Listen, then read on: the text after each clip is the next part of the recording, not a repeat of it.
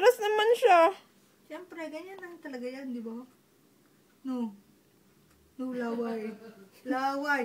Basa na, oh. Puro laway. Ano man yan? Yikes. Basa na, puro laway. Ang dami pala niyang picture sa nursery. Oo nga, pinipicturean siya ni Tita Nieves. Ikaw na ang bida. Ano? Baby daw yan, baby. Takot ka naman doon sa mga damulag, no? Damulag doon, no? Lalaki nila, no? Grabe si Lucas, yung kapatid ni Harrison. Bakit? Ngak na naman. Iyakin nga. Ngak.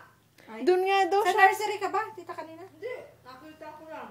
Sabi nga ni Tita Nieves, yun nga daw yung sinasabayan ni CJ pag umiiyak. Ako din, merong iyakin sa amin. Alam mo yung si Levi, tapos yung bago, yung Caitlyn. Sabi ko kay Ate Tere, alam mo Ate Tere, ayoko talaga. Grabe naman. Sabi ko, alam mo Ate Tere, ayoko sa batang iyakin. Nai-stress ako, nabubisit ako. Sabi ko. Hindi, bago kasi. Grabe iyakin.